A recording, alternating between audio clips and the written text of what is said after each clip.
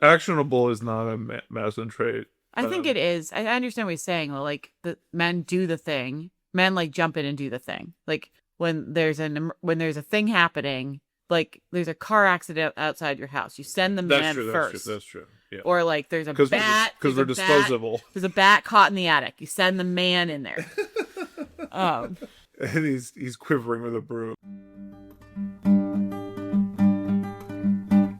You tear down the house, then you put up the rent. You pocket the cash, and you crush all dissent. Welcome to the Red Diaper Pill, episode 42. We are recording on Sunday, June 7th, 2025. This is a podcast about art, culture, history, politics, technology, and parenting from the left perspective. And my name is Simone. And I'm John Paul. Good evening. I know we like to complain about how busy we are, but goddamn, it's been a busy couple of weeks. Holy moly. We managed to have a trendy 90s summer birthday party. Yeah, we did. I think that we only pulled it off because the planning for the birthday party was so impossible. That's part of the 90s. Haphazard. That's part of the 90s. Yeah. But there was, Nerf gun battles, and it was actually really good. Blacktop soccer and cupcakes in the sun and really terrible pizza. Yep, it was A+. He had a really good time. Well, he had some notes. Oh, did he? So on my next birthday, here are the things that I will expect to be improved. Here's your annual review. We're in June, but I think we are in Maycember, which is the thing that is true, where parents have to do too much both in December and in May and in June, as it turns out as well. Yeah. So I can't wait for the school year to be over and for the kids to not have afternoon activities. Yeah, me all too. Summer. We don't have to do anything after. Pretty sweet. 4 p.m. Yeah. Well, we're not going to do a real horrible headlines tonight. Instead, we're going to do the Graham Story Platner. The Graham Story Platner. I love that. All right, that's the title of the episode. We're going to do the Graham Platner Story Hour. Okay. A little meta text analysis of the nonsense that is being published by Graham Platner. Mm-hmm. And then the nonsense about the nonsense, and then the nonsense about the nonsense about the nonsense to keep it in the news for as long as possible. All that haboo about a nonsense goober. Oh, that hullabaloo. Hubbub about a nonsense goober. I mean, I like a goober. You do like you married one. I know. And most of the people I like in Maine are goobers. Catching strays. Let's see who's listening tonight. So Graham Platner, there was a story first about him sexting people who weren't his wife while married to his wife. Right.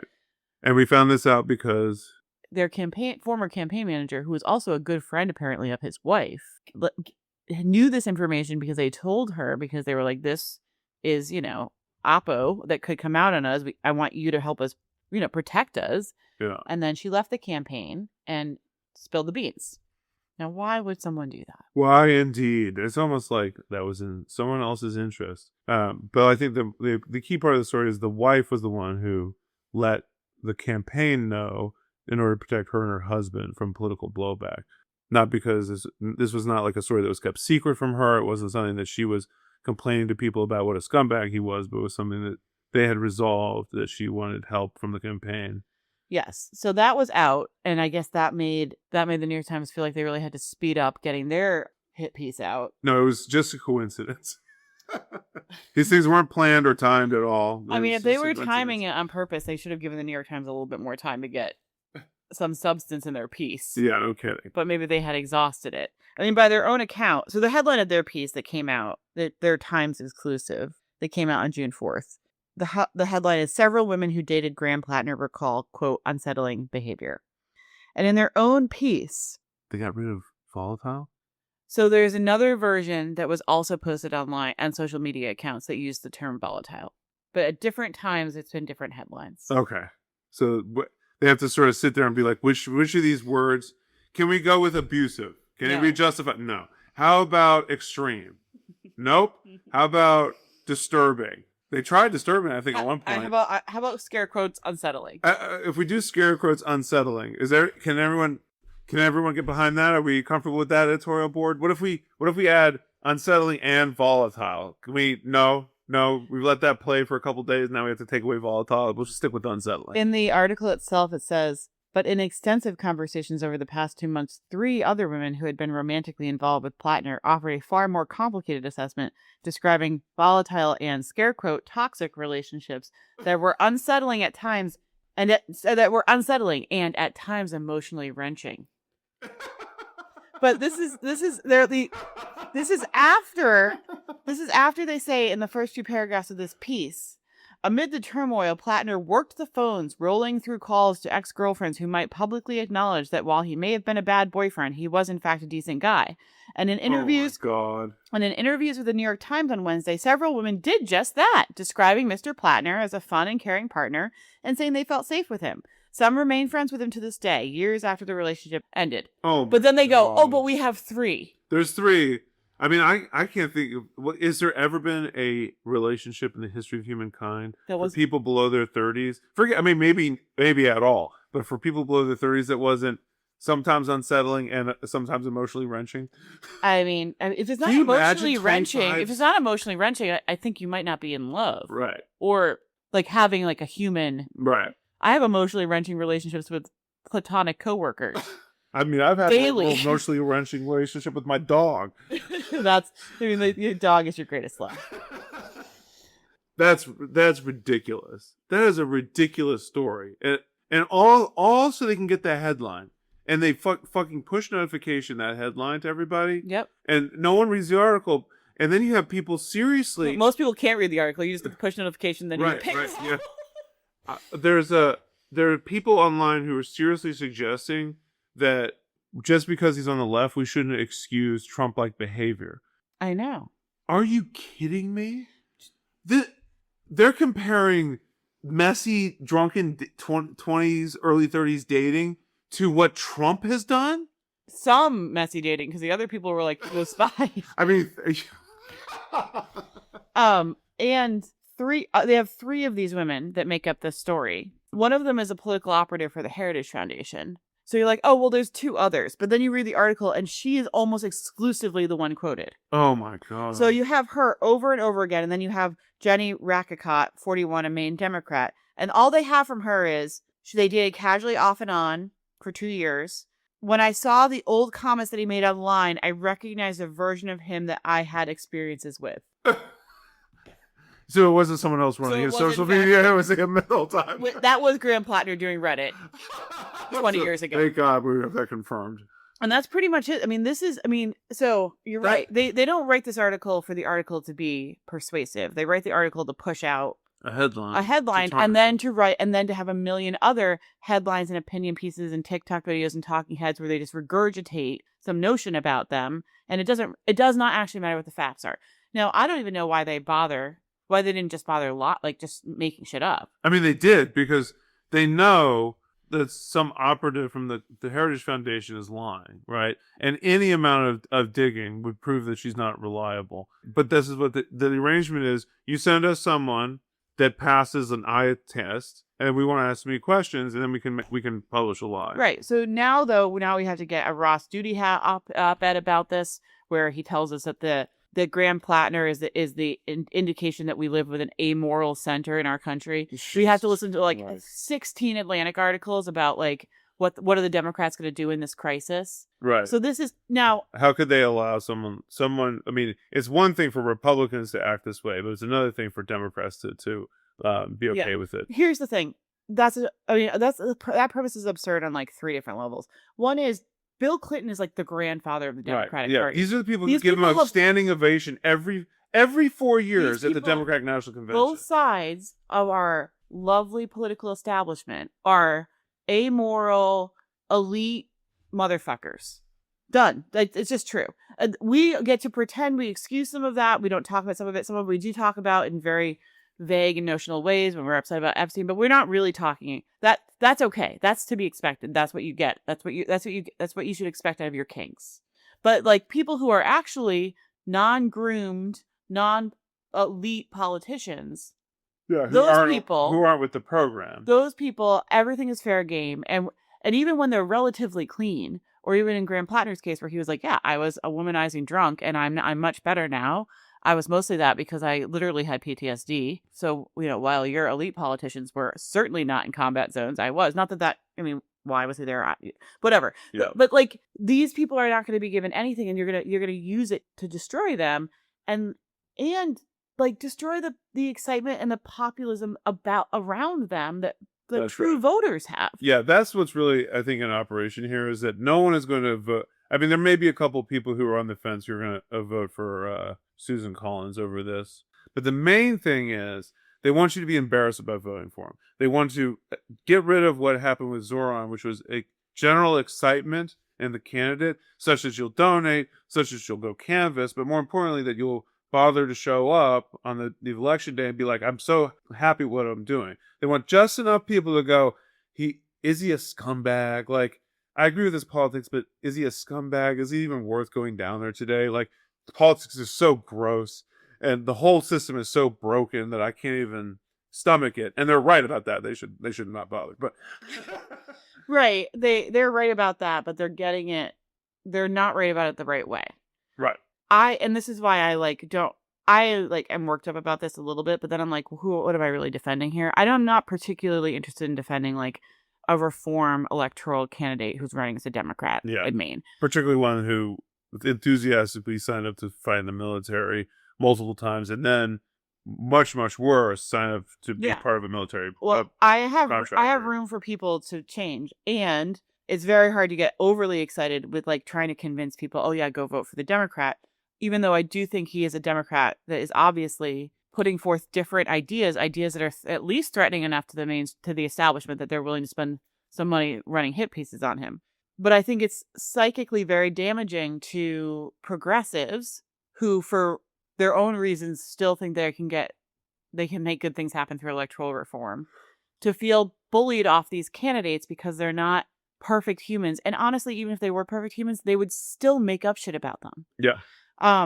So you have, David Frum and Ross Duty Hat, and then writing op-eds. And then you also have like mainstream Democrat operatives who are very deliberately trying to castrate anything outside of DNC politics. Yeah. And especially I think on the question of Zionism. And DNC politics is going to usher in fascism just as fast as, the MAGA movement. In fact, they would love to if they could, yeah. And there's a reason people are excited about Graham Platner is he's presenting a version of politics that is more appealing, and he's got more appealing ideas. Yep. And you can vote for more appealing ideas. I don't believe that we're gonna accomplish much with him in the Senate, like from a big P politics point of view. But like, it's reasonable for you to be like, I prefer his vision and ideas. Yeah. And he's not the same as Trump, and he's not the same as Hegseth, and his tattoo and Hegseth's tattoo are not the same. And his conduct and, Bill Clinton's conduct are not the same. Yeah. And his conduct and Noam Chomsky's conduct are not the same. Like, Yeah. Yeah. If they have these kinds of tools at their disposal, they could have said much worse things about MLK.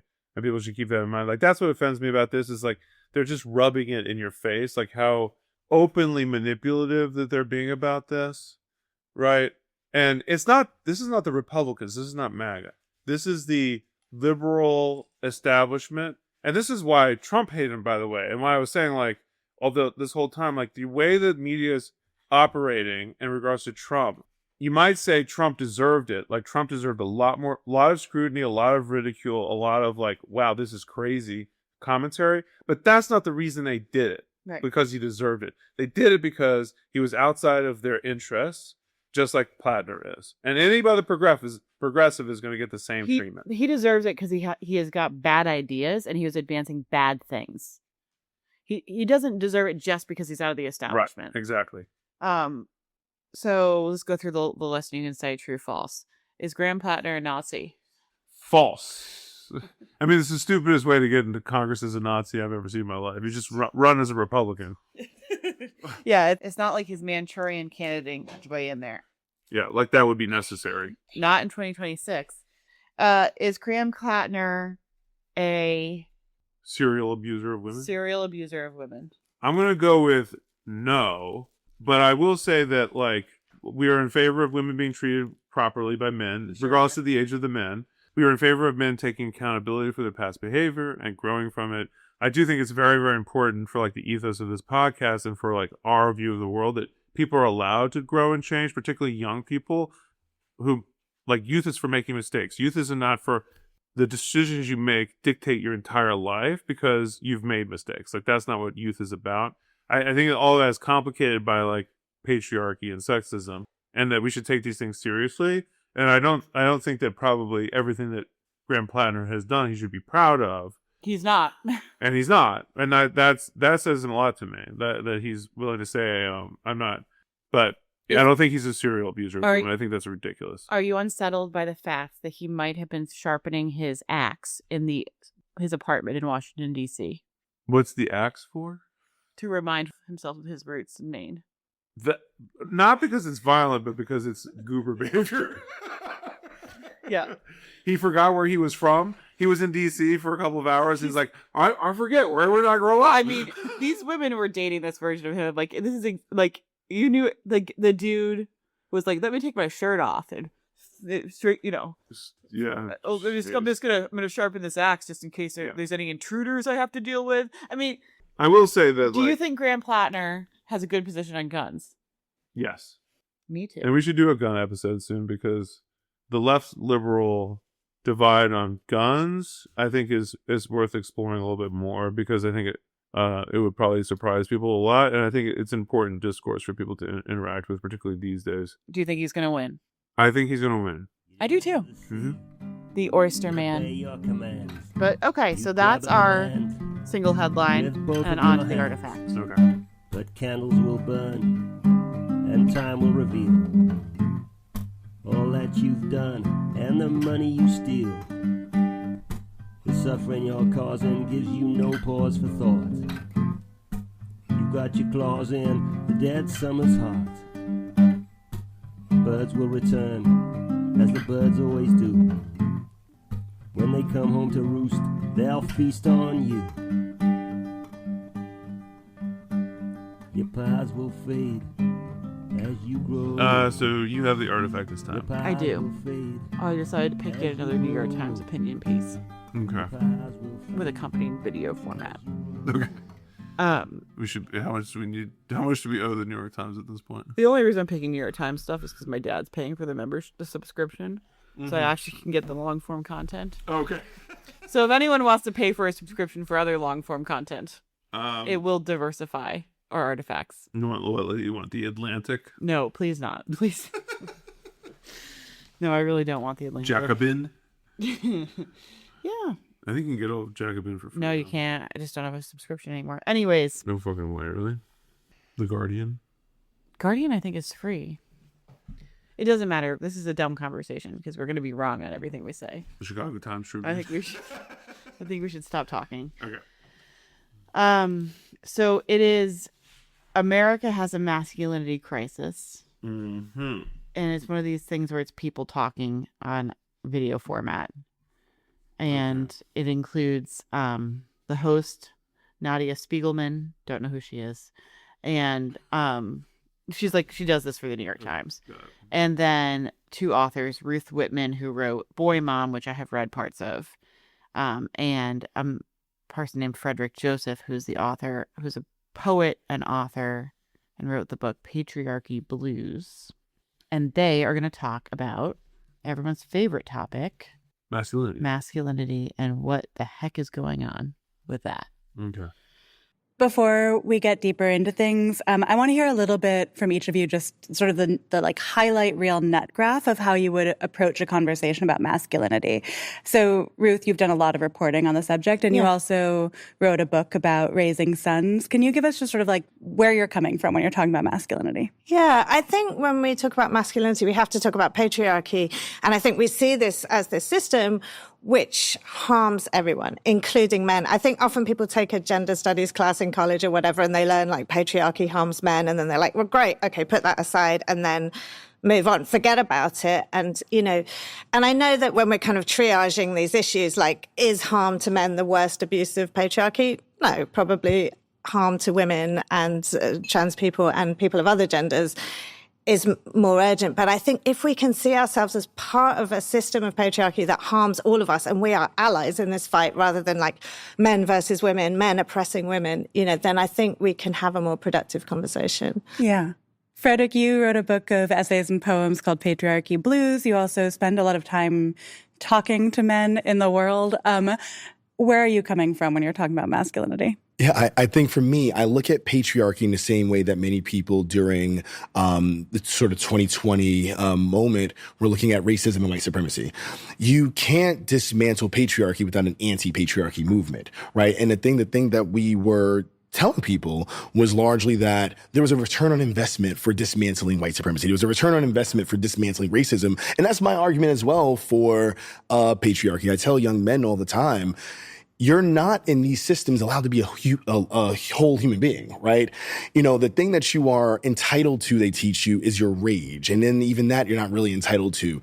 They don't teach you how to cry. They don't teach you how to laugh. They don't want you laughing. They don't want you crying because they actually do sort of, in capitalism, want to monetize that rage of yours. That's how you get the manosphere. And I think we oftentimes teach it as like, do you want to do sort of like charity? Like you're not, this isn't charity that you're doing for women by like dismantling patriarchy. It's not charity by dismantling misogyny. This is actually the work of self. Part of movements to destroy capitalism. Like that's the primary way it hurts. It also alienates them from care work and community connection, which is a deliberate feature of capitalism. I think that being alienated, being like singular like assets to a labor market versus like a connected, caretaking, like emotionally literate kind of human is a very good way to keep men from being able to be in effective movements. Yeah. That also keeps the women in their lives like basically taking what they can get. And very busy managing them. Very busy managing, very busy managing households, willing to accept a lot less help and solidarity than they otherwise would expect. Yeah. So I wasn't going to play this next bit because I thought it was silly, but then it reminds me of something we've talked about before. So this is the host responding now back to Frederick about how his individualist way of framing this really appeals to her. Yeah. Right. I really relate to that. I mean, I think as you were saying in my own thinking around white supremacy, I had to come to like, this is just being a narcissistic millennial in the world, but what do I stand to gain from dismantling white supremacy, a system that seems to benefit me in so many ways? Right. And for me, the answer to that is the fullness of my humanity. Responses? I wonder if he heard that and he said, I'm like, not oh, rethinking yuck. my whole Yeah. thing. He's like, oh, yeah, damn. You didn't care about my freedom at all. And then you were like, what's in it for me? And what's this narcissistic millennial bullshit? That's why I keep saying, you're telling me you know about this. I mean, theme. what she, like, to be fair, what she means is that she understood that this was good for other people, but she wanted to connect. She wanted to find a way to connect her own interests to the interests of this movement, right? Which is how you build solidarity, right? As opposed to charity. This is good for me, it's good for them. But it may be better for them. The way she puts it makes it so iffy. She fumbled a little bit, but even in those terms, I think it's like, well, I mean, one thing is like participating isn't going to get you your full humanity. You have to actually abolish racism and sexism. True. Would you like to hear their takes on positive masculinity? Very much so, because I'm constantly on the lookout for some way of framing this. You'll be disappointed in their taste. I'm not surprised. For me, like positive masculinity as a sort of framework is not my preferred framework for thinking about this issue or like what to do for young men. In the same way that if someone was trying to sell any like hypothetical daughter like positive femininity instead of feminism, I think I would push back on that as well, because I think it's already like setting the terms in quite a restrictive way that sort of ends up like slightly reinforcing gender stereotypes. So like I think I would rather that we sort of move towards giving boys and men like a vision of being a full person, like a full human, and rather than like gendering qualities and being like, these qualities are masculine and these qualities are feminine, and like, how do we navigate and pick and choose between those, and like, what's the sort of minimum amount of femininity that we can choose to in order to like not emasculate ourselves totally. I'd rather we're just like, okay, just be a person, you know, like these are minimum standards and minimum qualities that we expect from every adult, and they don't need to be different ones for men than for women. I think that, and I hear that, and I think for me, you kind of have to have a sense of positive masculinity only because we do live in the boxes of the society that we currently live in, right? I think that that vision would be beautiful if it wasn't for the fact that like we have femicide and all these different things, right? And I think there is so much toxic masculinity. And I hear boys all the time say, I literally do not know what it means to be a good boy or man because I think on the one hand, all you see is these, you know, terrible role models who aren't role models at all. And on the other hand, you have people saying what isn't good, but you have to tell people what can be good, right? Looking at race, right? And they're not a one for one, but you actually have to have positive sort of like ideas of what it means to be like a decent white person, right? Like, and that was one of the things in my first book that I pushed heavily is that you can be a decent white person, and being a decent white person is not going to be the same as being a decent Persian or a decent black person or a decent Asian person, because the systems and institutions prop up and lift and are owned by, ran by, and controlled by white people. So if the systems of patriarchy, while again, like you're 100% right, patriarchy impacts us all in various ways, but men are the issue in large part. Yeah. You know, men are the issue in large part with patriarchy. So I do think that we have to show what a decent man is. Well, there are the two arguments. I mean, I agree. My argument when I am faced with this question is hers. Yeah. Which is why are you making me stop and explain to you what positive masculinity is? Yeah. It's a waste of my time. Let's talk about how we want humans to be. And then you'll make a list of traits which are 100% associated with women. Strength, resilience, grit. I mean, I agree. Those are female traits. Yeah, me too. But those are traits. They're Associated with positive men, traits, yeah. and there's lots of people who would positively associate those traits with men. There's also people that positively associate their traits with women, probably based on how they've been acculturated in their politics. Yeah, I mean, I kind of suspect actually that the way that they're associated with men is more often than not kind of toxic is probably putting it too strong, but like grit for men actually means like emotional shutdown, and strength for men usually means like isolation or like use of force. See, but that's the thing. I think you can take any of these words and find use of force is a reasonable way. It is sometimes the way to be strong. And I think all genders can do that. Yeah, and I guess it's and the question. Emotional shutdown to get through something difficult is also something that sometimes has to happen in a society. I guess that's true. In the face of challenges, and I think all genders are capable of doing that. But the way you judge whether it's good or bad is not which gender's performing it. Is not without the context of what's going on. Right. It has to be connected to the community's needs. Yeah, it has to be. Well, that's it. Is what is it for? And I'm sympathetic to his argument, but he's conflating two different things. When he talks about, well, what is a good white person, he doesn't mean like positive white traits like hiking. He means like how do you relate to racism, not like how do you perform whiteness in a way that doesn't bother the hokey pokey. That isn't toxic, right? The hokey pokey, the square dancing. That's a really good point. So he's asking you to be a white ally, right? And I guess he could say being a decent man is being a right male but that's ally. The list. Like the suggestion is you need to be against sexism when you see it, and you need to stand up for men who are being anti-sexist and for women who are being anti-sexist and also who are the victims of sexism. Well, maybe that's it though. I mean, but that's not what he means. He's trying to say, well, but I tell them about honesty. I tell them about reliability and independence. Like he's going to make a list of things which have really nothing to do with sexism per se. And I think it's like for one thing, there's like, I think in the left, like there is a split, particularly amongst like trans advocates or like gender theorists and stuff, is like, is the masculine and the feminine, are these actually things that are woven into the universe / woven into the human species, or are they completely fabricated and made up, right? Because trans people will say, I'm not no gender, I'm not picking a gender, I am this gender, right?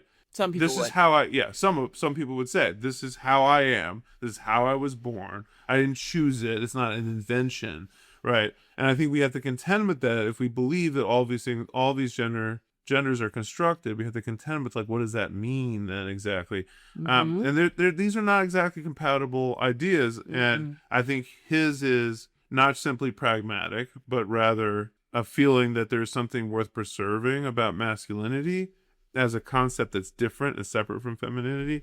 And I think I agree with you. I think she's right. I think you sort of say, we need to get past this stuff as quickly as possible. We need to stop. We need to have an idea of who are you, what is the best version of you, and it has nothing to do with like what's hanging between your legs or like what you were assigned at birth or whatever it is. And I do think, I think you're right to guess that he has a list of positive masculinity traits, but I do think if you really listen to what he said and to what she said, they did not list traits. They talked about needing to find the traits that make you basically a positive impact in your community. Whether it's, you can't, what's a decent white person? What's a decent man? Someone who's against sexism and racism. Mm-hmm. Because it matters to the people around you. Because it's important for building a stronger community of humans. Yeah. And I think people should just be more straightforward. I think people should be more direct with that answer. We are saying what's true and good and right, and it is based on the context of we're trying to let humans be strong together. And that's it. All the other stuff is are constructions that are largely constructions that have existed in a sets of systems that are extremely oppressive and class-based. And we don't have to construct that. We don't have to reconstruct most of those.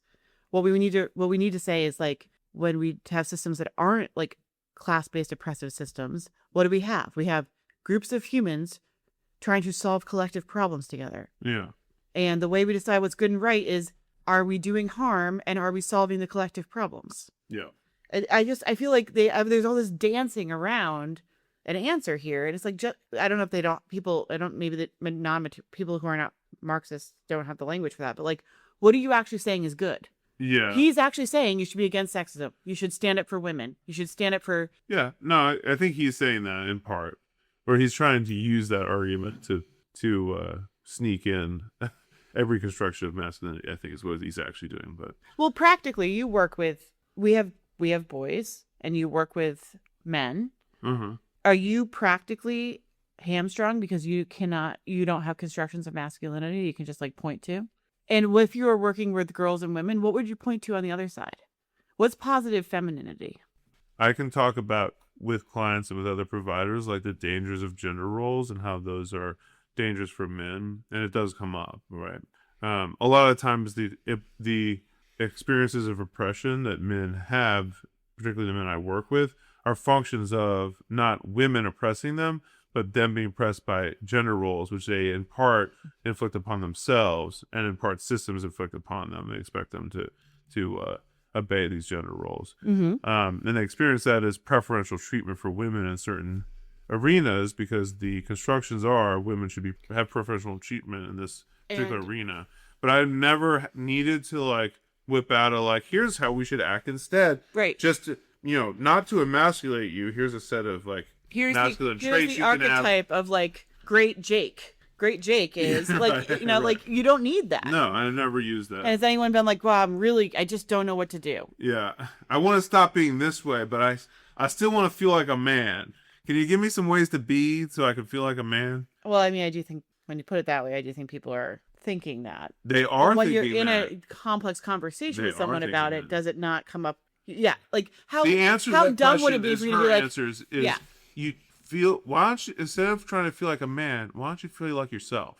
Yeah. Why don't you try for once to be honest with yourself about who you are and what you're feeling, and stop trying to like attain this ideal of something that isn't you. Right. And if who you are kind of sucks, let's work on being a better version of who Right. you are, Well, especially, as opposed to some other thing that you've made up. and that seems especially true in this world where your identity is like this massive point of commerce for people to market and sell to you. Exactly. Like let's not give them, let's break that whole thing down. Who are you? Like you're feeling shitty about who you are and what you do.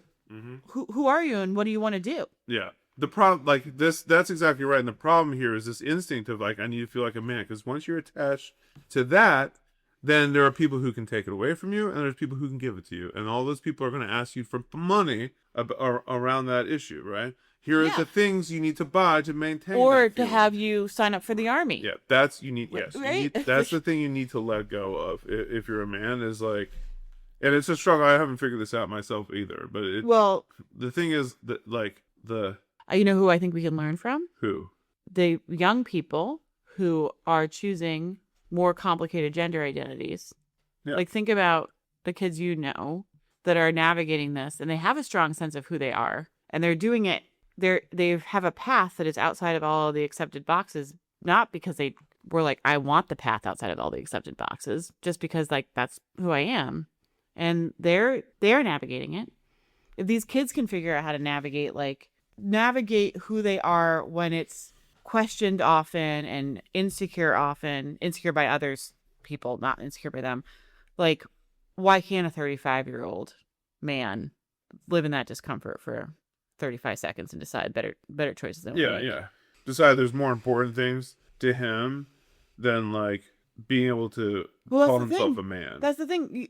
Like in the clients you work with, for instance, they have things that are really important to them. They want to have a relationship with their kids. They want to have a relationship with their family. There are things that are relational and important that like if those are the value laden things, then yes, are you navigating getting to those things in the midst of sexism and racism and capitalism? And do people have unfair expectations about your behavior because of how you show up in the world? Yes. But also, if those are the important things, that's how you decide how you're going to show up. Not like the manosphere. Yeah, and the scary thing about all of that is a lot of these people would rather sacrifice all of those things before they sacrifice their masculinity. Why? It is akin to a type of death, I think, for men. It's akin to... So if that's the case, then you would say that, like, do you need to give them scaffolding off? Like, by being like, well, here's a positive masculinity you can grab onto. Now we're having a pragmatic argument. Yeah, well, that's what I'm as far as the pragmatics argument goes, I'm sympathetic. But let's be clear that the problem here is not to liberate men from toxic masculinity. The problem here is to liberate men from having to fit into any kind of box at all because they need to be a man. That's the real challenge that's in front of us. Okay. There is an increasing gender divide about how people's politics fall left or right. Men are moving more to the right, women are moving more to the left, and it's only exacerbating these problems. And I think part of what I'm really interested in is like, how does the left bring men back into the fold? I mean, when I was reporting for my book, I talked to incels in these like incel communities, and they absolutely felt like that. I mean, they really felt like there is nothing for me outside of this. There is like, I'm lonely and I'm lost. And like one guy that I went quite deep with in particular, he was really like, I would like to leave this community. I would like to seek help. I would like to like find a therapist or like talk to another person. But I'm just so scared of hearing like, your problems don't matter. You're a white man. Everything's great for you. So like, screw you, basically, from a therapist that I'm not even going to look. And I think part of that was like self-justification, but I think there was something really real in that. And I think that he had been hearing those messages, and it's like, yes, it's not the same, but it's also very real. And I think it is pushing young men towards the right, for sure. Yeah, I mean, the right wing is they're an intelligent collective of people, right? Like, and I think that they understand human nature better than the left. There isn't really a pipeline on the left to lead you to the left. You don't have an Andrew Tate of the left. You don't have, someone similar to a Dana White on the left, Conor McGregor, all these different people. And so I don't think that the left has created a strategy at all for, we have lost a generation of boys, generations of boys and men. How do we get them back? What do we give them to believe in? And who do we give them to believe in? Because I think that's also really important. My friends who have very young kids have told me that, and this is so different from how it was when I was growing up, but they've told me that when they're reading books to their sons, a lot of the narrative of these books are there was a very brave, courageous girl and a dumb boy. I have to say this discourse really pisses me off. And I don't want to pick on either of these two in particular, because I understand that he's not just a commentariat talking head, but active, organizer, blah, blah, blah. And I don't know what she also, I don't know. She's a reporter that cares about this because she raises boys. These left liberal people sold a version of anti-sexism, which the hard left, or the left like me, was screaming and yelling about it being opportunistic and liberal and counterproductive. And they called us class reductionists and ultra leftists and not this stuff, right? Yeah, like not undermining the movement. Right. Not being pragmatic, things like this, right? Yep. Because we were out in La La Land talking about capitalism, how the fight against capitalism is actually unifies all these things. And they're like, we can't get to that yet. We need to have a vision of what anti-sexism looks like in the context of capitalism. And they're basically still doing the same thing. But now they're going to say it was the far left extremists to my left that made this mistake of chasing all these men to the right. It was your stuff that did it. Well, it was the liberal identity politics that did it. They're not, the stuff that we've been objecting to the whole time. It's worse than that. They're not only saying that the left chased them to the right, and what they mean is the identity politics people, which is not the left, but whatever. They will also say that meanwhile, the right just has a better platform. They're just a smarter group. They understand human nature.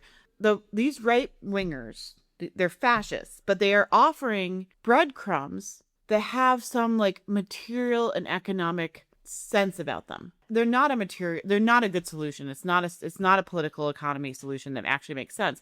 But it is saying, oh, you're mad because your wages haven't gone up. I mean, we're going to blame immigrants for that. We're not going to give you an actual analysis. Went to women and immigrants, right? But we're going to talk in a way. Our rhetoric is actually going to appeal to the precarity, the true economic precarity you feel as a class of people. And now these liberals are going to tell us, oh, we just don't have we have a messaging failure. The left doesn't have a pipeline of like great man influencers like the right does. Conor McGregor. I can find you someone as stupid as Conor McGregor on the left. A heel, a UFC heel. And what we're gonna hand wring that we don't know what to tell men and boys. I mean, why can't we talk about the economics of their situation? We have a lost generation of children because of climate catastrophe and ongoing, significantly worse precarity than their parents or their grandparents ever saw.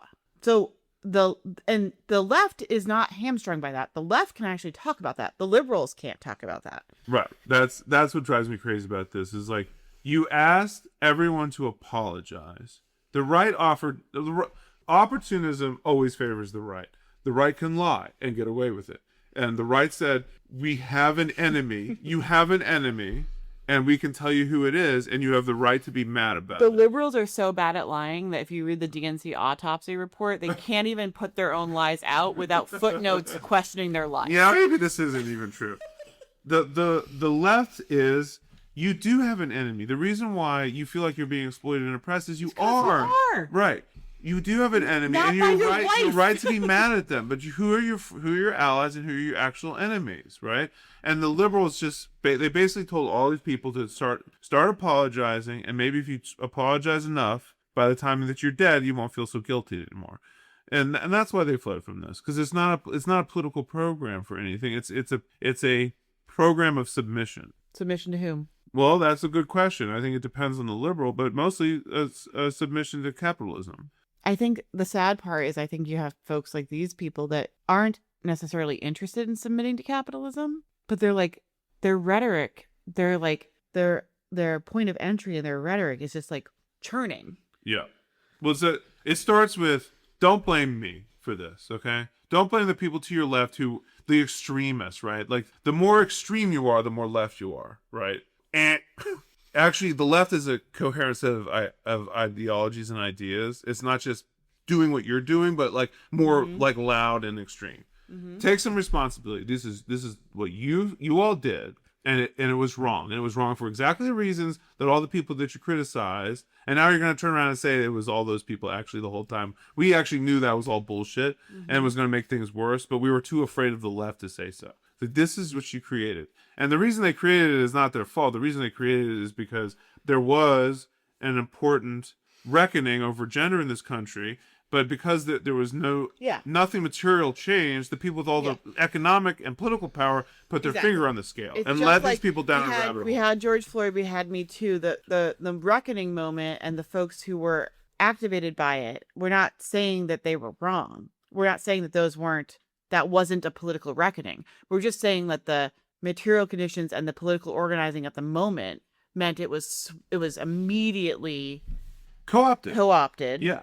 And turned into capitalist bullshit. Yeah, which is why, this is why it's so important to be anti-opportunism when these rebellions and uprisings happen, because opportunism breeds reaction. A failed reckoning around gender breeds a gender reactionary movement, right? And which begins with explicit assaults on trans people's rights to exist, which is what we're living in now. Speaking of the pendulum swing and thinking about how did we get here, one of the things I really want to talk about is the legacy of Me Too, which I think was, for me personally, an incredibly important movement. I was working at the Paris Review when Me Too happened. The editor-in-chief left at that moment. The culture of the workplace where I was working changed drastically. I have felt like an enormous benefit from that movement in terms of my ability to be taken seriously at work and to move through professional spaces.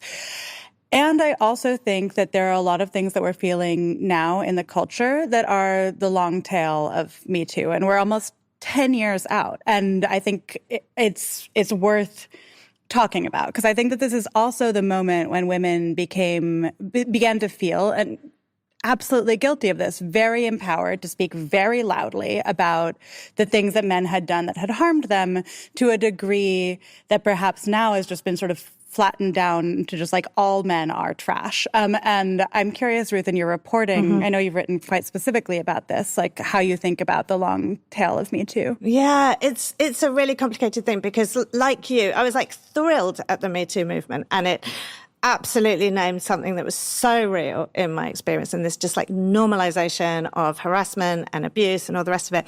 And I think I understand it was just this like groundswell of rage, but like navigating that as a feminist while raising boys and thinking, all we're hearing, like there's this micro generation of boys that were kind of going through puberty around the time of the Me Too movement, 2016, 2017, who are now like of voting age, of college age, and they have spent their entire adolescence like in the shadow of this conversation, which has been framed very much as like men are predators, men are harmful, men are trash, much of which is true and like so important to talk about. But I feel like there was this real piece missing in that conversation that has left a lot of boys feeling like shut down, rageful, disenfranchised, and like unable to really like find how they're going to make their way in the world, I never had the feeling from Me Too that I was being implicated or that like all men were trash. I never got that. I think the thing that really wigged men out about Me Too was twofold. One was the scripts that they had available around sexuality seemed to be suddenly decided to be like oppressive, exploitative, and that was unfair because in their personal experience, those things had been well received by the women that they had been intimate with, and were suddenly now being pathologized in public. So they had a sense that there was a lot going on here, where like if a woman decided they didn't like you, the things that they most women seem to appreciate in a sexual partner suddenly became a problem. Question. Yeah. Did you feel like the language of consent, like was slipping ground underneath your feet during Me Too? That suddenly you didn't understand how one would get consent. I think it's a complicated question for me to answer because I wasn't having sex with people I didn't know very, very well during that. Like, like when you have a long-term partner that you trust, like it becomes much harder to like find yourself in these weird gray zones. But did you feel like, I guess, do you understand do you think that was an area of anxiety for men? Yeah, I think so. That was part of it. I don't even think that made them anxious. I think what that did is it made them mad, right? Because they're like, this is just feminine dishonesty or disingenuousness or like two-facedness. Oh, you're being much more critical of men than I would be, I think, about that. I do think a lot of think of how emotionally immature and communication challenged like a 16-year-old boy is. And I think that's an important point too, which is like there was no tolerance for a distinction between oops, you didn't navigate that well, and like you intentionally were exploitive dickhead, right? And in the US, our sexual education programs are so extremely absurdly lacking, which is not the case everywhere else. Like there are better versions. Yeah. And in those countries with better versions, there's much better results. Less teen pregnancy, less sexual assault. But seriously, if you don't teach people how to navigate these things, you are going to have a bunch of idiots making bad choices. Yeah. Not to bail anyone out from like, yes, I think it's also, there's some very clear black and white, like, obviously that's sexual harassment and rape. Like we don't need to. I mean, but there's also things that are these are hard human things to figure out. Right. And having like some sort of guidebook or rule book that's like publicly agreed on, I think probably helps people act with some confidence about it. But mostly in confidence that it won't turn around to bite them in the ass later. And this is, I think. Well, and also but you think it's more that they're ass covering, not that they just don't want to be horrible people that hurt somebody? They don't. No, I absolutely think it's because they don't want to be basically like the worst things you can say about a man after the fact. And here's like the real sticking point of this whole thing is Believe Women made it seem as though reality no longer mattered and that you no longer had control over your own destiny by the decisions you made. That your destiny was controlled by what other people said about that, regardless of what actually happened. And that, I think, was the thing that really pissed men off. And this was, again, liberal opportunism. Right. Right. There's never been a left movement that said what actually happened is irrelevant. What matters is like the interpretation of like the more vulnerable party and what happened. Right. That's not a leftist position. That's a liberal position. Now, it was in reaction to a culture which had systematically devalued the testimony of women about their own experience for generations, not because they wanted to have a fair ground for adjudication based on what actually happened, but because they wanted to enable the exploitation of women. That was what they were reacting to. But the solution is to find ways of actually achieving justice that is based upon what is materially true. So I think that again, like this is men saying, she can lie about me. She has leverage over me now that is unfair, which is not based on anything that I did, right? And all of these sexual relationships then become fraught with, like, if I make her mad, what is she going to do, right? Is she going to lie about me later? And that's why I think, like, Aziz Ansari thing was the end of Me Too.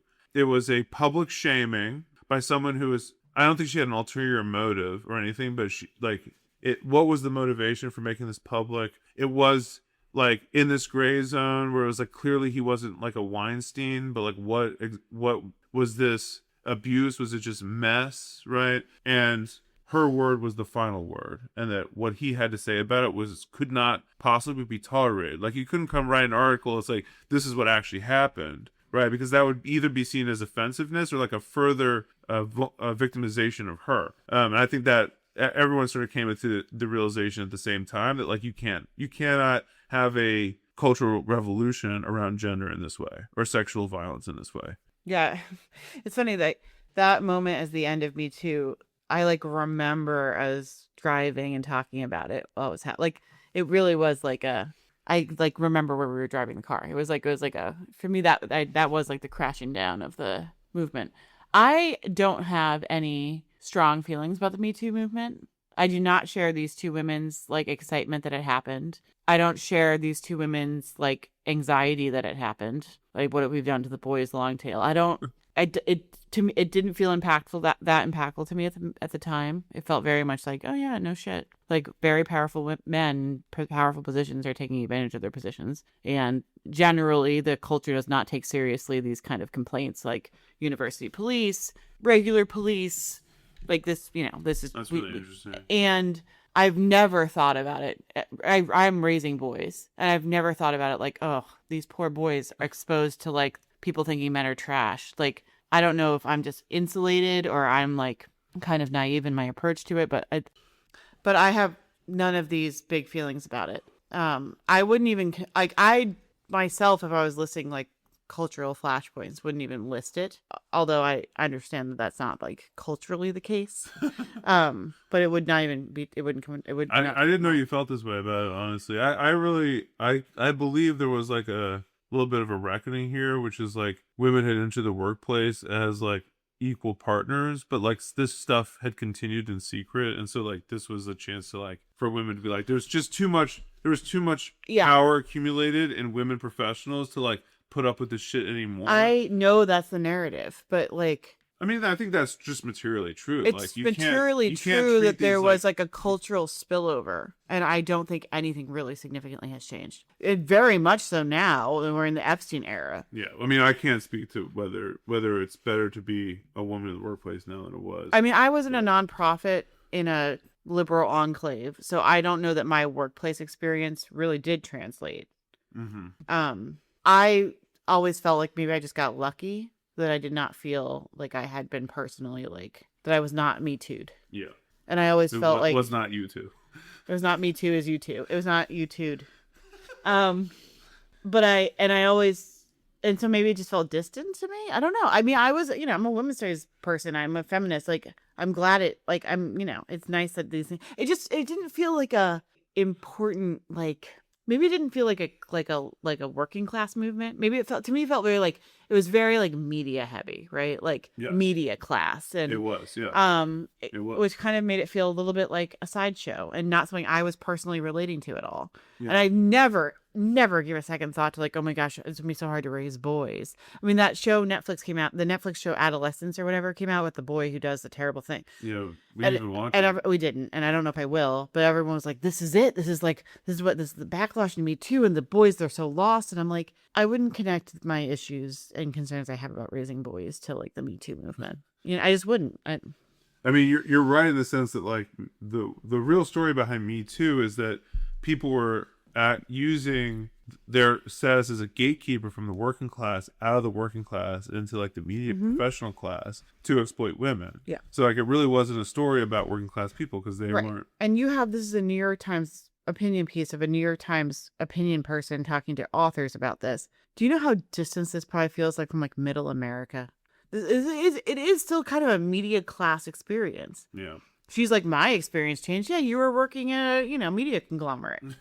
I will say one more thing before we move on. Again, did you all stop at any point during this and say, of course we know there's nothing about men that keeps them from being truthful and honest, and there's nothing about women that precludes them from being deceitful intentionally or having ulterior motives, right? But of course, these aren't the natures of these people or the genders, but we understand that like they're not all one thing or another, right? That men are complex and diverse, and that so are women. They both have the capacities to do good and evil. Were you all saying this at the time? No. Right, but what is it? It's gonna be the extremists that made you, right? You were afraid of the extremists. You're afraid of the 2% of the population that's actually a leftist, right? That don't count us out. That you couldn't sort of stand up for yourself or stand up for what you actually think. I mean, you all created this. I know. Right, so you didn't sit there and watch it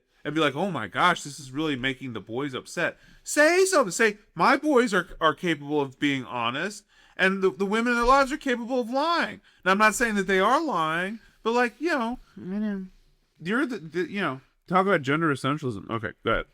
There was a conversation recently about like people going to this website, right? It was like all these men, and I think we're all very familiar with all these men I know what you're saying. going to this website, and it was like teaching them how to rape their wives. And I was wondering, just as I'm watching all these like proper grievances by women and people, I'm like all these men are garbage. Absolutely. And I was also like, where's the counter rate? Like, what are we actually trying to like? I see all the rightful rage. What is the actionable thing here? Like, where are we leading people to? Because it's not enough to stop at the point of just saying, like, these men are dangerous. Absolutely. These men are frightening. Absolutely. These men are disgusting. Absolutely.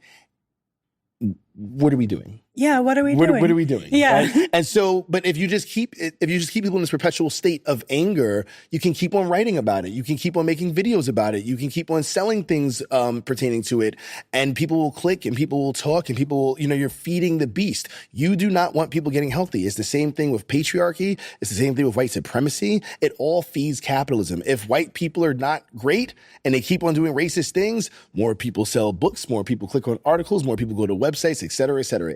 It's a perpetual cycle of bigotry. And also that whole Epstein commentary, like there was no real mainstream discussion of like patriarchy and how that informs that. It was like a lot of people talking about class and about wealth and about money and about power, but there was very little like naming of this systemic force and like just talking about it, there were. And to that point, there was like, even with Epstein and everything that's transpired over the last few years, and maybe you've seen something different. I've not seen a major push to dismantle or unpack patriarchy, to your point, right? Absolutely, and that's the thing I'm saying. It's not like, we are so angry and frustrated and in disbelief and harmed and hurt by what these men did to these girls. So where are the conversations? Because this is not just wealthy white men flying girls to an island.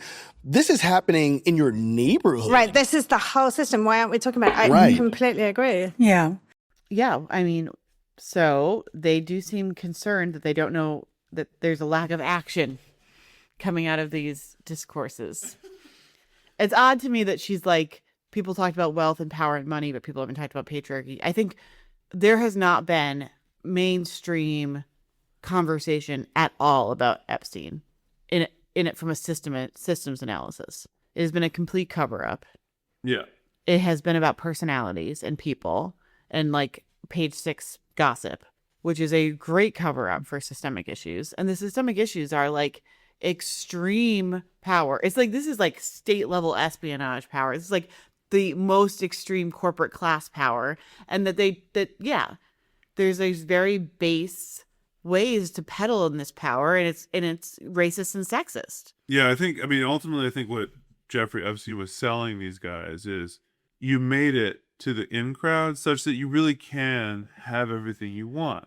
You can do anything you want, and there's no accountability. And he was like a Sherpa for guys who were like, I'm really not sure if like parameters exist for me anymore. And he was like, I'm going to invite you in. And I'm not saying that they all, the whole time they were waiting to like rape little children. I think what he was telling them was you can have whatever you want. And that is true to the extent that like we can treat all of these other people as cattle. And that happens through patriarchy. What I will say is that young women and young girls, our society translates that to you can do this to girls. I think you're right. He was peddling access and power, and he was saying you're now in, and when you're in, you can do whatever you want. And whatever you want, I think literally was most of anything that you want. And our particular fucked up, sexist, racist, patriarchal, capitalist society puts a lot of value in that particular type of abuse, like sexual abuse of young women and girls. Yeah. You can imagine a version. They're eating rhinos, or they're You could imagine cannibalism could be it. Right. You could imagine any number of sort of horrifying, dehumanizing rites of passage that a society gets stuck on. Ours just happens to be this. Yeah. Which, yes, if you want to analyze it culturally or economically or politically, you'd have to examine the systems. have to examine the systems of power and money. You'd have to understand. Yeah, and the ideologies which undergird it, which Like all of these men are sexism coming and- to yeah, this of with, course. right. The form it took was a product of like the way that we all are all trained to see young Right. women and girls. Yeah. And I don't think that it's a bad analysis either, that we all sort of peddle. The media peddles an outrage, but with very little there. And I think it's ultimately because the outrage is politically useful a bit in the culture wars or in the party politics, and emotionally it's kind of a outlet to be outraged by these things. I guess there's a little bit of a like, this feels wrong, we're gonna talk about it. But because it's protecting these systems, it can't actually, there's no you're not going to get an actual analysis that's useful. Yeah, like there is not going to be, none of this stuff is going to spark a national conversation about like what is the proper place of women in society. How is it that we are creating a economic political class that can look at the rest of us like subhuman animals, right? Mm-hmm. They're sort of there to serve them and to like be disposable for their pleasure and that kind of thing. They can't have that conversation, so it's always left as like a, here's what happened. Isn't that gross? I mean, we have this endless follow up about like why the men are all turning right wing. Right. And what's wrong with the men? There's a what's lot wrong- of what's wrong with the men discourse. It's not even that. It's like that would be a better discourse of like what is wrong with men. Instead, the discourse is, why are the men so upset? What did we do to make the men so upset at us? And how can we get them to stop being so mad at us so we can continue to like have equal rights, have freedom of press? You know what I mean? Like that. This conversation not is like, have gun violence at all events. This isn't the masculinity problem. This is the like, how did we piss off the men problem? It's Well, like a mea culpa. It often the what is going on with men conversation often ends up with what happened to them and how do we fix it. Yeah. Which is a bit sick, but I mean, it should be very easy for everyone to say, if you are trying to figure out how to rape your spouse in like massive numbers of men, millions of men are trying to figure this out. That's because there's something wrong with the institution of marriage. There's something wrong with the way that men approach it and understand their relationship with their spouse. Like all this stuff should be the conversation, but it's not. There's not going to be that. Mm-hmm.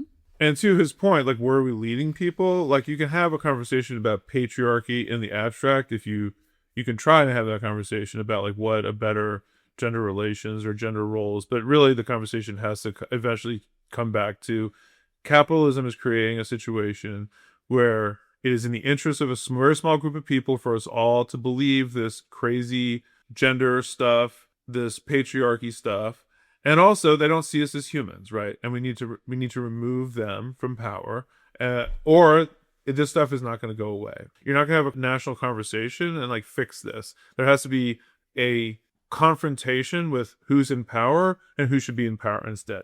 So I know we've talked about this quite a bit in various ways in this conversation, but I wonder if we can just sort of quickly run through, like, what are traits and qualities, if not of positive masculinity, then of like the kind of masculinity the left should be promoting as a counterpart to what's in the manosphere.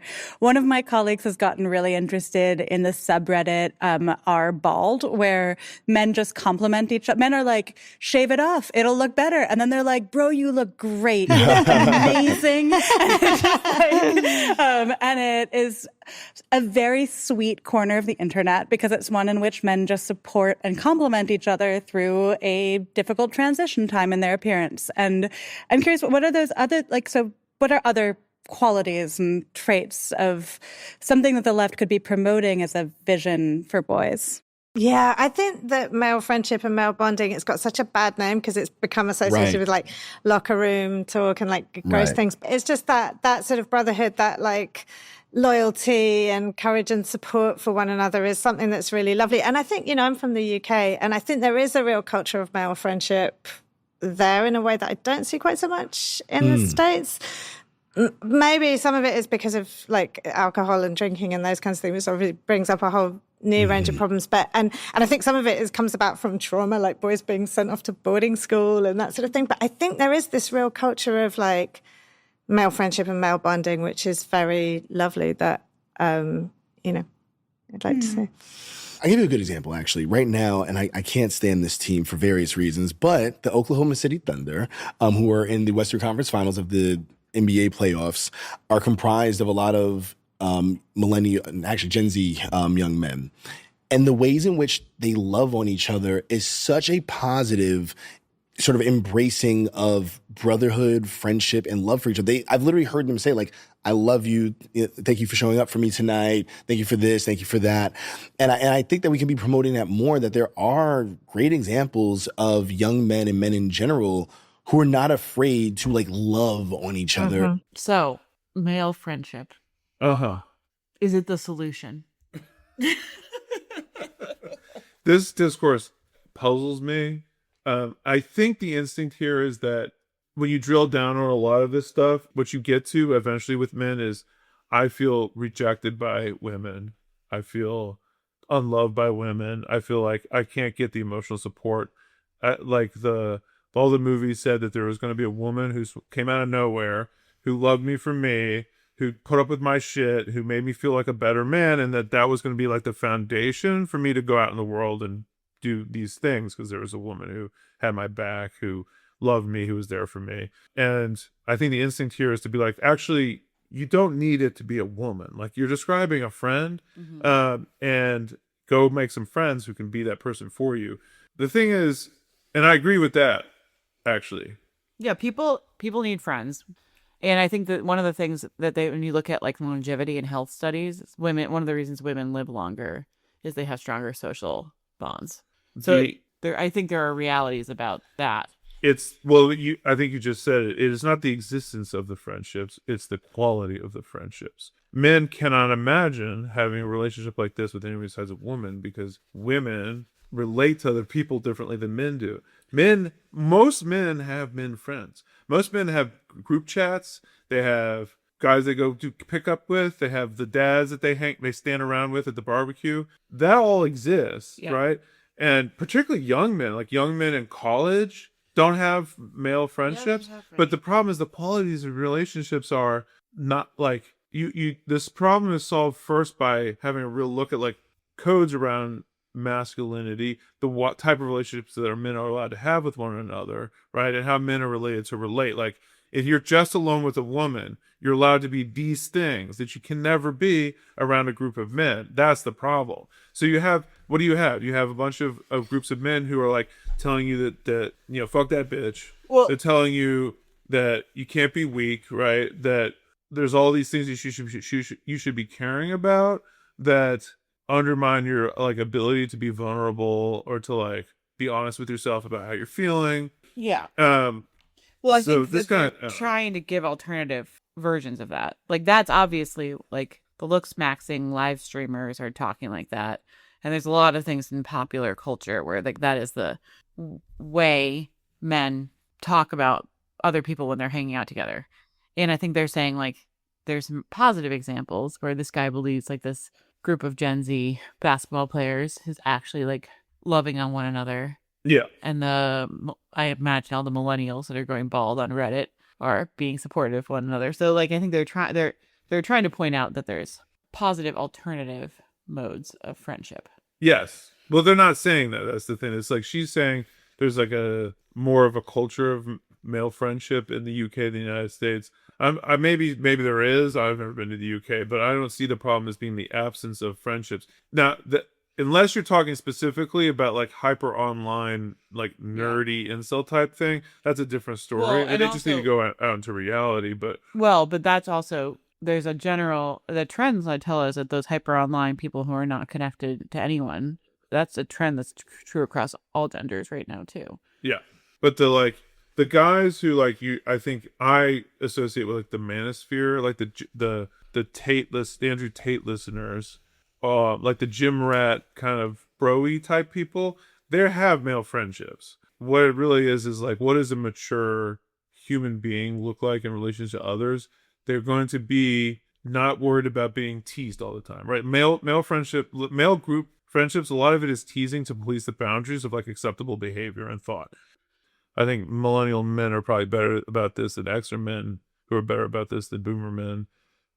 So it's just why are we having a worsening crisis of masculinity Right. if they're all getting better at it. Because this is not exactly the problem.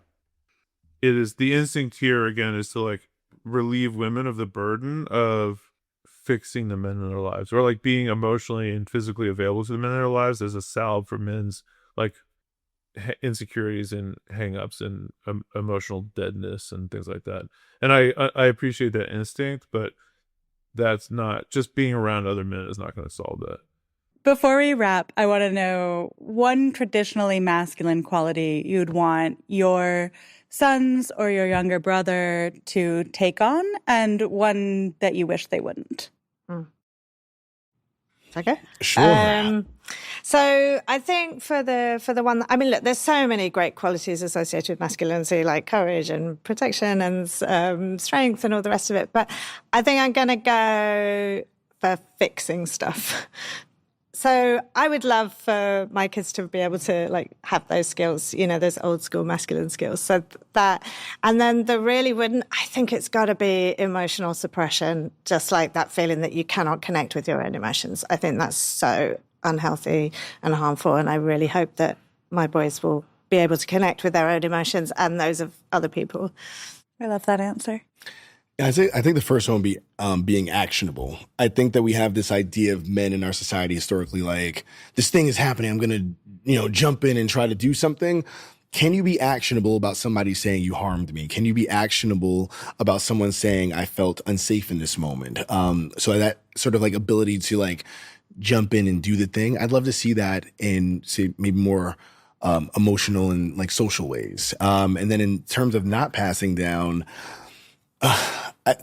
sort of like stubbornness, right? I think that a lot of men have been taught that sort of this like this personal manifest destiny, if you would, like the entire world belongs to you, and you just got to go out and seize it. And I kind of just want you to like stop and just listen to other people. Just like stop, just stop, right? Like just stop. Like you're the only thing I think that you're promised in this world is the person in the mirror and what you do with that. And so just stop and listen. Stop and listen. They ended up listing traits, although they still kind of dodged the question. They did. Actionable is not a masculine trait. I think it is. I understand what he's saying. Well, like the men do the thing. Men like jump in and do the thing. Like when there's a thing happening, like there's a car accident outside your house, you send the man first. That's true. Yeah. Or like there's a bat. Because we're disposable. There's a bat caught in the attic. You send the man in there. And he's quivering with a broom. A neighbor needs something. I don't know. Something's you send the men. Send the men. Why is that? Why is it send the men? I don't know. Works for me though. I think it is because you're more expendable, and the women have to hold down the fort. Right, like if one of us is going to perish from this bat, it's going to have to be you. Right, She'll or like, be a lot more than you. What if it's a car accident and you have to like push the car off of someone's leg? Like obviously the men should go do that and try to figure out how to do that together. I don't know why it's on the men. I mean, it's just, I guess it is just socialized that way, but. I think this is one of the ways in which like the women being acculturated around gender roles and the way that they relate to all this stuff can reify some of the expectations of our men. I honestly think what happens, how this operates in practice is we are both freaked out by the situation, but I know that your motivation to overcome that emotional anxiety and misgiving, I know that I can tap into a motivation that will push you over it by relating to you the fact that you're a man and this is what men do. Yeah. It is a very gendered impulse of like, I am allowed to be apprehensive. You are not allowed to be apprehensive, and therefore it's going to have to be you. Well, I also think so there's many situations where I have more like valid apprehension. So like there's someone screaming down the street at nighttime. Yeah. I'm sending you. Yeah. Because I believe and think it's true that I'm less safe. I would be less safe dealing with a confrontation with, I don't know, some man who lost his mind, or walking down the street by myself at night. So I think that's the other thing, is that there's like that's not true of like the bat in the attic. Would that be true I'm about you're about 2/3 of the size of me. If I was 2/3 the size of you, would that change anything? No, not for walking at night on the street. I believe that women feel less safe and are less safe. Yeah. Similar to like if there was like, I mean, last time there was a car accident, I was the one that got out, and you stayed in the car because you were driving. We had the kids in the car. Not a car accident we had, but like we came across a car accident. Yeah. And I did get out, but there's this firefighter that ran down, Right. and we all had an appreciation for his here's a guy. can do the thing. And he's confident. But you could also see a woman getting out of the car and being like, I'm an ER nurse. Like, I'm also here. Like, so. I mean, and I think there's like a lot of like what they call like woke stories now of like women stepping up in this way, and it drives everyone a little crazy. Well, right? And the point is not that all women are like this and men are actually a bunch of weaklings and scared and stuff. The point is that like we're gonna invert this trope to remind everyone that women have individual skills. Like there are women firefighters who are way better equipped to deal with that than I am. Right. Well, what I was gonna say though is that when I got out of the car to help with the car accident, a younger version of me probably would not have done that. And I think what I mostly would have been, and I might have forced you to do it, but mostly it would be because there was already men on the scene, and I think that you're gonna be more successful interacting with the men on the scene than me. Okay. Like I'd be insecure about being taken seriously, or I mean, this wasn't actually that emergent. There was not that much of an emergency. Right. All right. So because people are so sexist, there really it has to be a job for the guy. Well, I think that would have been entered my head. Yeah. Like, oh, you have to go deal with this. Like when, you would have been self-conscious because you would have been like your social role would place you out of place. Right. Like, what are you here for? Or like, you don't know. You can't do much. You don't know much. You're just interfering. Yeah, or like managing like kids' sports. Let's say all the male soccer coaches are trying to figure out who gets this field. I would feel very uncomfortable, and it would kind of suck to be like now the mom coming in and being like, we had this field last week. I'd much rather you have that interaction with another man than have it be me. Because either they're going to treat me differently, or it's a people-pleasing thing, or I'm a Karen, or it's just like if you're going to have a weird man conversation about who gets what field, like go let the men just do it. Like I don't want to, the social anxieties around it are, unnecessarily high. Yeah, that conversation sucks, I have to say. Well, yeah, but, I'm relieved I don't have to do it, but I feel kind of like it sucks because you guys this is a guy thing. like, deal with your guy thing. Oh, I see. Like you all have constructed this in such a way that there's really no role for like a women's approach. So it's like native to your... Well, it's native to your thing. And also if I come in with my approach, it will then be considered an external and female approach which will be either like scoffed at or made fun of. Yeah, that makes sense to me. All right, so that's actionable. The other one is be able to fix things. We agree that what she's talking about is like this lost art of like men being able to like repair and take care of their own stuff, like the house and the lawnmower and stuff like that. Right. All right, so where's your take on that? My take on that is that is a great set of skills, and no one has them anymore. Like that is like a lost art that has largely been like beaten out of us by capitalism or being too busy in our like 9 to 5, 5 to 9 crazy amount of work. That I guess if they are considered male skills, that it has probably been a loss and like you're feeling utility to your family, but really it's just those are beaten out of us because of literally technology you can't fix.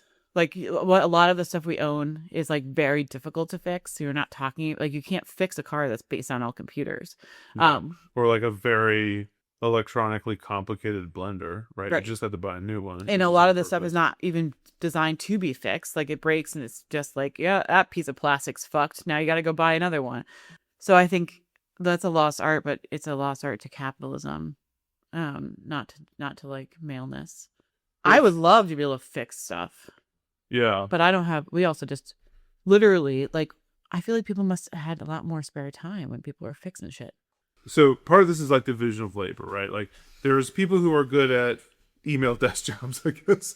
And I'm so good at that. And there are people who are good at fixing things. There are people who are good at driving. And there are people who are good at blah, blah, blah, blah, blah, right? And one of the ways capitalism is like, we have the social army of labor, so let's divide it up by task, right? So at some point you go like, why are we training these like college men to fix cars, right? We have guys whose job is to fix cars. They need to be specializing in emails or whatever.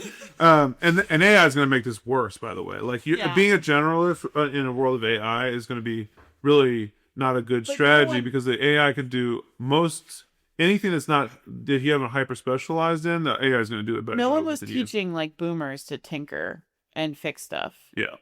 This is also like a working class versus middle class. There's all the class dynamics there, but like no one's like, oh, we're gonna teach John Paul emails because he's clearly an email guy. Don't show him how to tinker don't put him in the car tinkering class. Like this stuff is learned informally, because you actually informally have the time and capacity to actually be able to fix stuff in a previous era. Yeah. I don't know that there's time or capacity to fix stuff in a previous era. And of course, our time is being spent looking at screens instead. Right. I mean, that's part of it. I mean, most of my clients would say I would much rather John Paul be learning how to do therapy well than learning how to do therapy okay and also fix his car okay. Right. So there's some logic to like letting people specialize. And then say, I'm going to pay the therapist enough that they can offload the responsibility of fixing things onto people who specialize in that. And then those people get paid enough to allow someone like me to be their therapist, as opposed to trying to therapize themselves or something like that. So there's a logic there. But there's one of the funny things that's happened is like the rise of the internet has caused us to actually do a lot more of tasks on our own, right? Like travel agents are gone, because you do a lot of this stuff by yourself, right? You can be your own accountant. You can be, in some cases, your own lawyer. But those are middle class things that people buy, not working class things that people buy. Yeah. The stuff. But you can't fix your own car. The stuff is the thing. I think that you're right about this. Is like it's the perceived and planned obsolescence. Is we needed people to stop fixing their car. We needed to get them to start buying a car. And we need, like, ditto for everything. You need a new phone every 2 years. You cannot fix these things. And even there's been a whole fight in some industries about the ability to fix your own things that you purchase. To fix them, yeah. Right. The right to fix them. I mean, this is not just the big things. I mean, it's like, how often are we replacing appliances? Or, like, everything just breaks. Yeah. But this is... Can you imagine trying to tinker? You tried to tinker with that damn espresso grinder. Right. I think we just broke it. Yeah, it was. And there was no fixing it unless I had, like, a lot more ability than the average person could possibly accumulate on, like, I think you would have needed custom parts, too. Yeah. So, okay. But here's the thing, though, is, like, I leave this going, I know that this is not something that I'm great at. Like, I can hang up a picture. I can sort of hang up a gate. Child gate. Can't really hang up. I've gotten at least 3 out of 5 I've hung up successfully.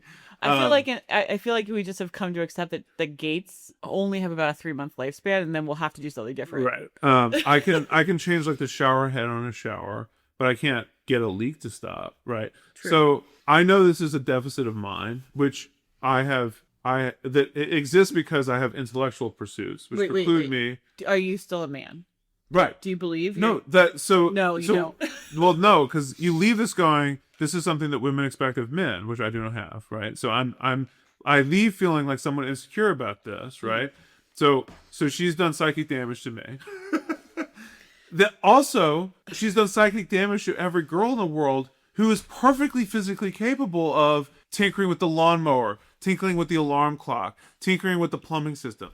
There's no physical difference between us that means that you can't also know how to do those I'm things. actually probably a better fixer, but because of the gender roles in this house, I just am like, I get to default to him doing it. And then when it doesn't work, I guess we'll just deal with it as an endless item on the to-do list. In my head, I'm actually like, this is less accessible to me. Right. I'm actually it is because of stuff like this. And what is she talking about? I'm a better coming in but behind and then realizing it was done incorrectly person. So right. Which is the women's role. Is to nag you to do it and then to complain about how you did it after you finally do it. You don't want to say that. No, I'm just kidding. But anyway, like this is not a gendered. There's no world in which we should ever have a conversation about like your ability to like care for and fix the stuff you have is a gendered thing. I agree. It is disempowering of women and it is emasculating of men, particularly men who like do very important things in society, which mean that they are not like, you want your cancer researcher husband to spend less time curing cancer so he can I think what we like want. get the carburetor working. I think what we want Carburetor. is to not be alienated from our stuff by capitalists and not have all our stuff in landfills because no one knows how to fix things. And people who want to and can fix things should fix things. That's what we want. And if you cancer research on the side on your carburetor fixing, good for you. Mm-hmm. I agree with Frederick that the personal manifest destiny of entitlement that comes with maleness should be abolished. But I think that's made highly complicated by other intersectional identities. Yeah. But that does ring true. That's sort of like just general like rights to things as part of your male. This is why I don't hold the door for anybody, because it's a symbolic ownership of the property. I feel that's why our kids like slam the door in the face of other people, because they're like, I believe in your ability to handle this door yourself. Done and dusted. As you grow old, your powers will fade. As you grow old, you're on the make, and you don't do regret. You're always out for what you can get. You think like a snake, and you ooze like a snail. Let the trail go cold as you swallow your tail. With your low rent skills and your heart of flint, telling your tales that are unfit to print. You're all weasel words, backed up by the boots, obsessed like the rest, with a promise of loot. Your pies will fade as you grow old. Your pies will fade as you grow old. Your pies will fade as you grow old. Your pies will fade as you grow old.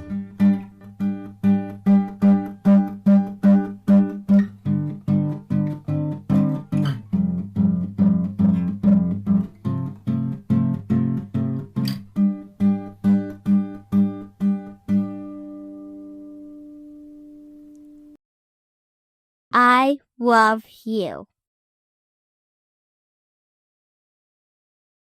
How are you feeling at the end of the school year, given your very busy schedule? Like summer can't come any sooner. And how's your first few days of being 9 years old? Okay. And what are you going to do over the summer? Camp. And what do you think about voting for Graham Platner for those of us who live in Maine? And Who's the oyster man? Graham Platner. Well, who's Graham Platner? He's trying to become a senator from Maine. What does that mean? The person that Maine sends to go be like one of the 100 senators that vote on legislation. Laws. Do you want him to be? I think he's better than the alternative. Who's the alternative? The oyster man Jr.? He's more cupcake than muffin, and the alternative is like old, stale bread. No one liked old stale bread. You hear me? No one liked old stale bread. Great. Good job, honey.